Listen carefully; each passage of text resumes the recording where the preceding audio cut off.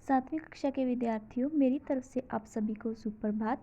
बच्चों, आज हम आपका पाठ 2 परमात्मा जो करता है अच्छा ही करता है वो रिवाइज करने वाले हैं। पहले हम थोड़ा सा इसके बारे में देख लेते हैं कि हमने इस पाठ में क्या पढ़ा था। एक बार मैं आपको रिवाइज करवा देती हूँ। हमने इस पाठ में पढ़ा था कि एक देश में शूरसेन नाम का राजा होता है और उसका मंत्री होता है सुमति, जो कि परमात्मा में अटूट विश्वास रखता होता है। एक बार क्या होता है कि राजा की उंगली पर फोड़ा निकल आता है, तो राजा बेचैन होकर मंत्री को बुलाता है। मंत्री राजा को देखकर बोलता है कि परमात्मा जो करता है अच्छा ही करता है।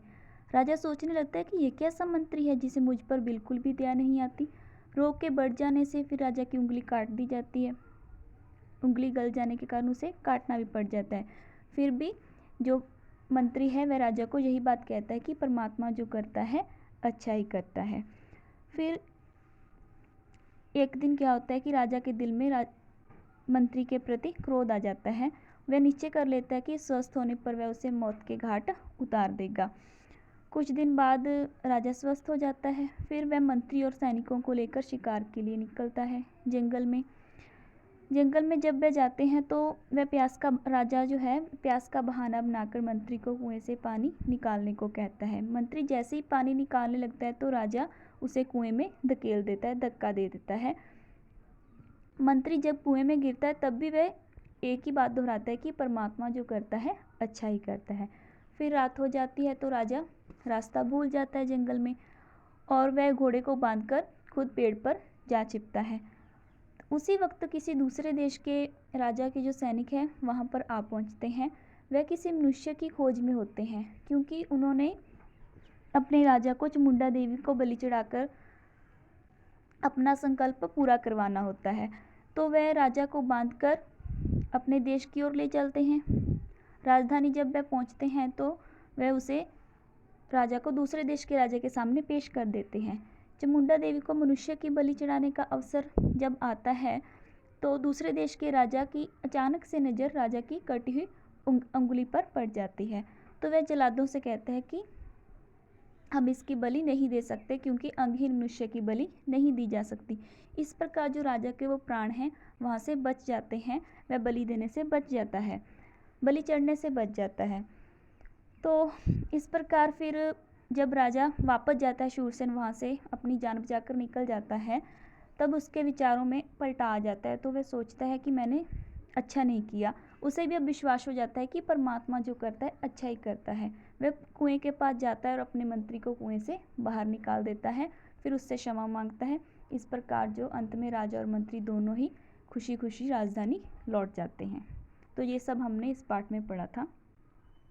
अब हम रिवाइज करते हैं एक्सरसाइज में क्या है। हमारा पहला प्रश्न है, नीचे गुरुमुखी और देवनागरी लिपि में दिए गए शब्दों को पढ़ें और हिंदी शब्दों को लिखने का अभ्यास करें।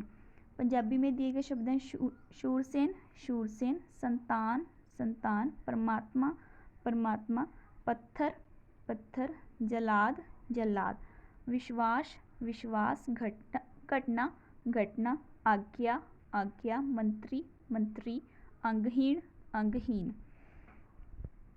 आगे दूसरा प्रश्न, नीचे एक ही अर्थ के लिए पंजाबी और हिंदी भाषा में शब्द दिए गए, इन्हें ध्यान से पढ़ें और हिंदी शब्दों को लिखें। पहला है निरोग, रोगहीन, अकृतघन, कृतघन, एवं, नाहक, खूह, कुआं, छुपना, अस्त, दरखत, वृक्ष, बलिदा बकरा, बलिजीव, मौत बराबर, मृत्यु तुल्य, प्रावर्गा, बंधुवर, खिमा, क्षमा। आगे तीसरा प्रश्न, इन प्रश्नों के उत्तर एक या दो वाक्यों में लिखें। पहला प्रश्न है हमारा, सुमति कौन था? सुमति राजा शूरसेन का मंत्री था। दूसरा प्रश्न, सुमति किस बात पर विश्वास करता था? यह भी हमने पाठ में पढ़ा था कि परमात्मा जो करता है अच्छा ही करता है। राजा शूरसेन शिकार खेलने कहाँ गया? जंगल में। राजा शूरसेन शिकार खेलने जंगल में गया। चौथा प्रश्न, राजा ने मंत्री से बदला लेने का क्या उपाय सोचा? राजा ने मंत्री से बदला लेने के लिए प्यास का बहाना बनाकर मंत्री को कुएं से जल लाने को कहा, और जैसे ही मंत्री जल निकालने के लिए नीचे झुका तो राजा ने उसे कुएं में धकेल दिया। आज हम बच्चों इतने ही प्रश्न पढ़ेंगे। आपने इन सभी को याद करना है, अच्छे से याद करना है, ठीक है? बाकी के प्रश्न हम कल करेंगे। धन्यवाद।